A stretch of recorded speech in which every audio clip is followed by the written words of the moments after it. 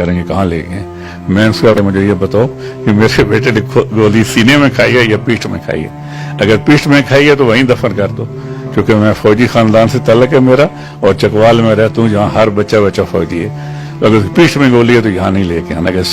उन्होंने कहा जी ठहरो मैं बताता हूँ। थोड़ी देर के बाद उन्होंने बताया जी आपके बेटे के सीने में 22 गोलियां। मैंने कहा मैं खुश हूँ, उसको फौरन ले आओ, दिलेर है, मैं उसका इस्तकबाल करूँ।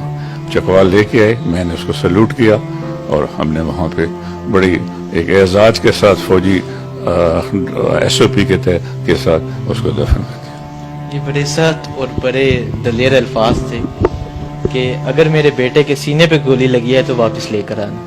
अल्लाह का ये करम है, मैंने अपनी बच्चियों को, मिसेस को ये कहा था कि रोना नहीं है, अगर आपने आंसू निकाले तो इसकी शहादत पे वो जो असर आएगा, जो उसका दर्जा है वो कम ना हो जाए। हम में से कोई बंदा, मेरे साथ मेरे बच्चा भी खड़ा था जो अब छोटा फौज में, मेरी तीनों बेटियां मेरे साथ खड़ी थी, मेरी बीवी खड़ी थी, किसी ने आंख से आंसू नहीं पाया मेरे सामने। और हमने वो उस वक्त की कुछ फिल्में हैं, आपको दिखा देंगे। जब एम्बुलेंस पहुंची है शहादत के लिए की, तो मैं आगे खड़ा था, मैंने सल्यूट किया बीवी के साथ खड़ा, और इसी जगह सल्यूट करके हमने उसको कब्र में उतार दिया।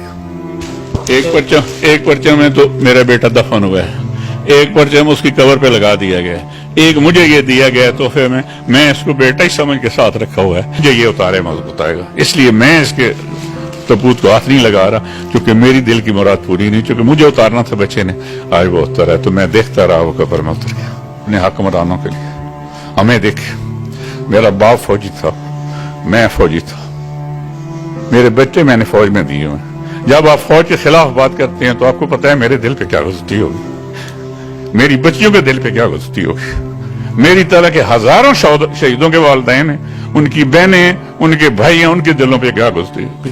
खुदा रा हमारा ख्याल करो, इस फौज ने बड़ी कुर्बानियां दी हैं। आप एक शहीद के बाप हैं, आपके बाप भी फौजी थे, आप भी फौजी थे, आपका एक और बेटा भी फौजी है, तो क्या समझते हैं, क्या हमारी आर्मी की टांगें दुश्मन के आगे काम सकती हैं?